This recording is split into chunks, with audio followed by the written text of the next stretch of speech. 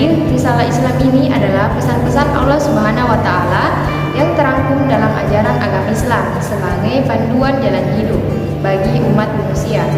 Sumber utama risalah Islam ini adalah wahyu Allah Subhanahu wa Ta'ala yang kini terangkum dalam Al-Quran plus hadis dan ijma ulama. Secara harfiah atau dalam kurung etimologis, risalah berasal dari bahasa Arab yang artinya pesan, dan pembawaan risalah disebut dengan rasul, utusan atau pembawa risalah. Dalam konteks agama Islam, istilah risalah dimaknai sebagai kerasulan, yakni para pembawa pesan dari Allah Subhanahu wa Ta'ala. Kata risalah dan rasul berakar dari kata yang sama, yaitu ra, sin, lam. Dakwah ini awalnya dilakukan secara sembunyi-sembunyi di rumah sahabat. Kemudian lambat laun dakwah disampaikan secara terang-terangan. Ada yang menerima dakwah tersebut dan ada yang terang-terangan menolaknya, bahkan ingin mencelakai Nabi Muhammad dan mengusirnya dari Mekah. Saat agama Islam diperkenalkan, hanya ada 10 orang saja yang menganutnya. Di antaranya adalah Khadijah istri Nabi, Abu Bakar paman Nabi, serta Ali bin Abi Thalib putra paman Nabi. Kemudian dalam berdakwah, Rasul menggunakan strategi dan tahap yang jelas. Beliau memulai dakwah pada keluarganya sendiri. Kemudian ia menyebarkannya ke lingkungan terdekat. Selanjutnya masyarakat luar sedikit demi sedikit dengan mengajak sahabat yang telah memeluk agama Islam sebelumnya. Rasul secara bertahap juga mengajarkan nilai-nilai Islam dan cara menjalankan ibadah seperti sholat, baik sholat wajib maupun sholat sunnah, zakat dan syarat penerima zakat, sedekah, haji dan lain sebagainya.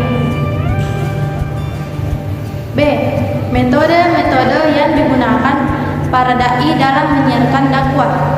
Beberapa metode dakwah Islam yang biasa dilakukan yaitu sebagai berikut. Dakwah fardiyah. Dakwah fardiyah merupakan metode dakwah Islam yang dilakukan seseorang kepada seseorang atau sekelompok kecil orang. Yang kedua, dakwah ammah. Dakwah ammah yaitu dakwah yang ditujukan kepada orang banyak atau masyarakat umum. Misal orang-orang di sekitar kampus tanpa ada hubungan intensif antara dai atau pendakwa dan mad'u atau objek dakwah. C. Dakwah bil lisan. Dakwah bil lisan merupakan metode dakwah yang dalam aktivitas dakwahnya menggunakan lisan. D. Dakwah bil halal. Dakwah bil halal merupakan metode dakwah Islam dengan perbuatan atau amal nyata. Metode dakwah ini dimaksudkan agar mad'u atau objek dakwah dapat mengikuti jejak sang dai. Yang terakhir, dakwah bit tadwin. Di zaman modern ini, metode dakwah bit tadwin atau dakwah melalui tulisan dirasa sangat efektif karena penyebarannya lebih cepat melalui internet, kitab-kitab, majalah, koran, dan tulisan-tulisan lainnya media apapun. C. Faktor penghambat dan pendukung dalam aktivitas menyiarkan dakwah dalam Islam. Adapun beberapa faktor yang menjadi penghambat dan pendukung dalam aktivitas penyebaran dakwah dalam Islam dapat dirumuskan dalam 2 faktor internal dan eksternal. Faktor internal meliputi aspek pribadi berupa perkembangan dan kematangan dalam segi agama, moral, intelektual, sosial, dan lain sebagainya. Aspek psikologi yang diperolehnya dari pengalaman, belajar, dan determinasi diri.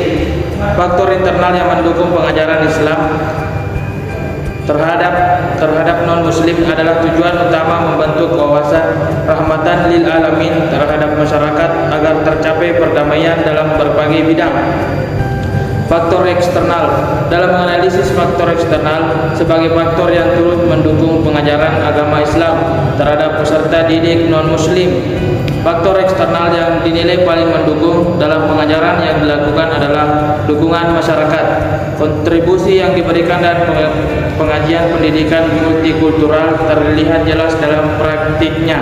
Baik, sebagai kesimpulan dari materi yang telah kami paparkan tadi, implementasi rahmat bagi semesta alam sudah meluas hampir ke berbagai belahan dunia. Secara etimologis Islam berarti damai, sedangkan rahmatan lil alamin berarti kasih sayang bagi semesta alam. dimaksud dengan rahmatan lil alamin adalah Islam yang kehadirannya di tengah kehidupan masyarakat mampu mewujudkan kedamaian dan kasih sayang bagi manusia maupun alam. Dalam segi teologis, Islam memberikan putusan tegas yang harus diyakini oleh setiap pemeluknya. Tetapi hal ini tidak dapat dijadikan alasan untuk memaksakan non-muslim untuk memeluk Islam. Begitu halnya dengan tataran ritual yang memang sudah ditentukan operasionalnya dalam Al-Quran dan hadis. Namun dalam konteks sosial, Islam sesungguhnya hanya bisa berbicara mengenai ketentuan-ketentuan dasar atau pilar-pilarnya yang penerjemahan operasionalnya secara detail dan prinsip tergantung pada kesepakatan dan pemahaman masing-masing komunitas yang tentu memiliki keunikan berdasarkan keberagaman lokalitas, nilai dan sejarah yang dimilikinya. Nah, demikianlah presentasi kami dari materi Islam sebagai agama risalah dan dakwah. Nah, mohon maaf apabila ada kesalahan atau penyebutan kata dari kami. Sekian dan terima kasih. Wassalamualaikum warahmatullahi wabarakatuh.